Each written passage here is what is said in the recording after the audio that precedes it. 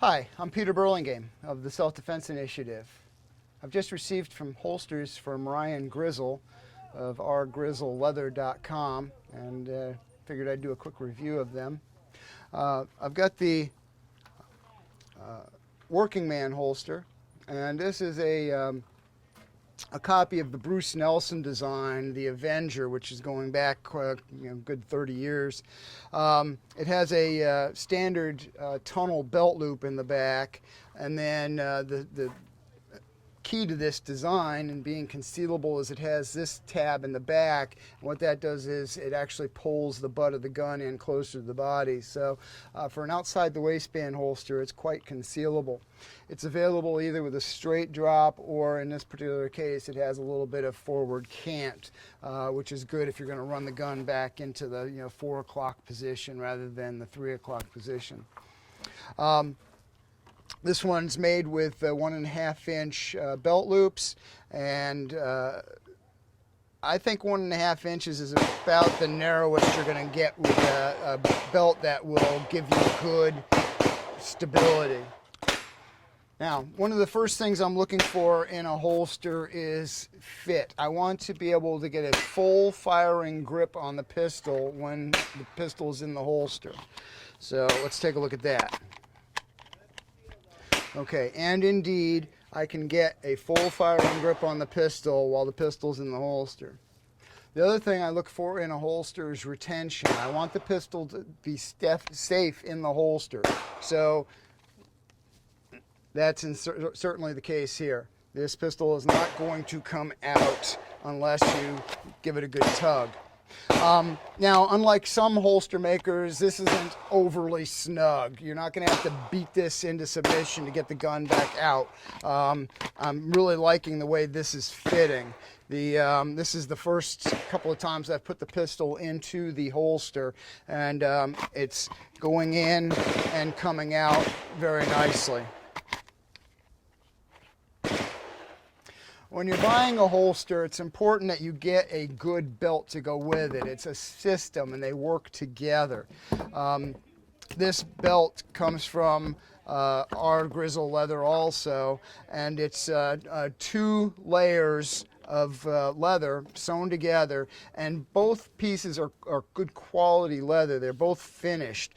Some holster makers will make a little shortcut or save a couple dollars by using a less good quality grade on the inside of the belt.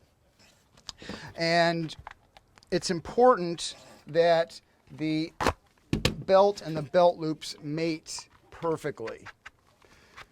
So the reason that's important is the belt and the holster become one, and there's no slop. So the holster is not going to move around on the belt. So when you go to reach for your pistol, it'll always be in the same spot. It won't have shifted a little bit one way or the other. Another advantage of having this tab in the back separate from this belt loop is that when you place the pistol, the holster on your belt, you can position one of the belt loops on your pants in here, and that will keep the holster in place on your body also. rgrizzleleather.com uses a couple different types of leather.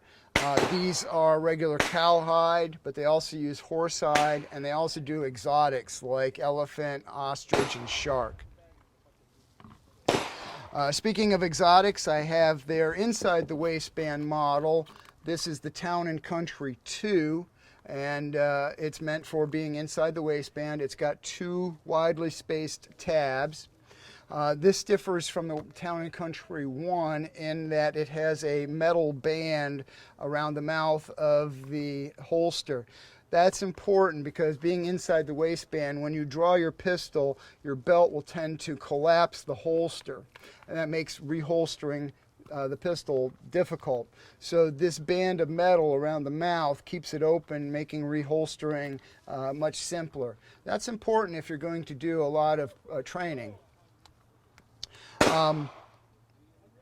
This does have an exotic. This has a shark skin accent, which also holds the metal strip in place. This is set up so that you can change the belt loops. This is the setup for 1.5 inch, but you can get different sizes depending on your wardrobe. Let's look at the fit. The pistol inserts nicely. I can get a full firing grip, and retention is good. And I don't have to fight and struggle to get the gun back out. So this is a usable holster right from the get-go. You don't have to break it in. She's ready to go. In addition to that, we have a magazine pouch, and it's set up perfect. There's nothing that we don't need and everything we do. I've noticed that it's set up for a right-handed shooter properly with the bullets pointing towards the front of the body. And it holds the magazine snugly, but allows plenty of grip to access the magazine properly.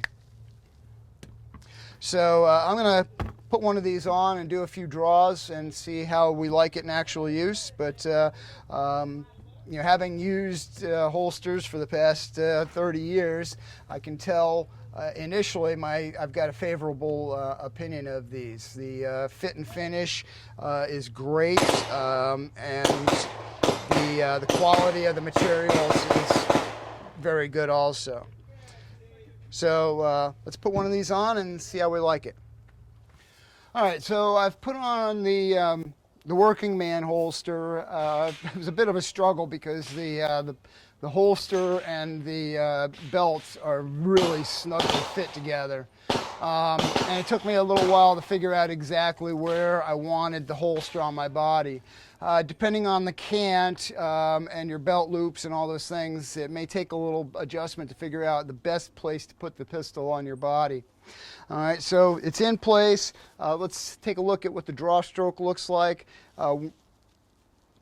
Once again, the critical key is being able to get a full firing grip, which I can, and then we can clear the holster and punch forward, and then come back. Let's see what reholstering looks like, and not bad. It's tending to push the slide out of recoil, out of the battery a little bit, and that'll break in once we use the holster a little bit. So one more draw stroke, grip, clear, punch. Now let's go to reholster. And reholstering is smooth. I do have to watch for the slide coming out of battery. So if you'll notice, I'm actually putting my thumb on the slide to keep it in battery. And there's this piece of leather here is there to protect me from the gun from me. So that's preventing me from actually riding the slide all the way down. So I'm going to have to put my thumb on the right side of the hammer to make sure that the slide hasn't ridden out of battery. So it's certainly comfortable, and you know, this is going to conceal under a vest or a jacket. Not going to be the best concealment under a t-shirt. So all in all, I'm pretty pleased with it. Let's try the Town & Country 2. Okay, so I've switched out the working man holster for the inside the waistband Town & Country 2. Let's take a look at what that looks like. Most important part, can I get a full firing grip? Yes, I can. Let's see what the draw looks like. So we'll go to clear, punch. Now, as I mentioned earlier, the difference between the Town & Country and Town & Country 2 is the 2 has the metal reinforcing band around the mouth of the holster. That prevents my belt from squashing the holster flat, which would prevent me from reholstering. So can I reholster with one hand? Yes, nice and smooth. So grip, clear, punch, and reholstering, nice and smooth. Anytime you get a leather holster, there's going to be a little bit of a break-in period. But it's not like some of the custom holster makers that make the holsters so tight that you're sitting there for weeks and you have to buy special products to wear in the holster. So once again, the fit and finish, the workmanship is exceptional on these holsters, and turnaround time is about 5 weeks at this point, and this is late in 2013. So if you're looking for a good quality leather holster made of good materials with good workmanship, I can recommend these guys. I'm Peter Burlingame of the Self-Defense Initiative. Thanks for watching.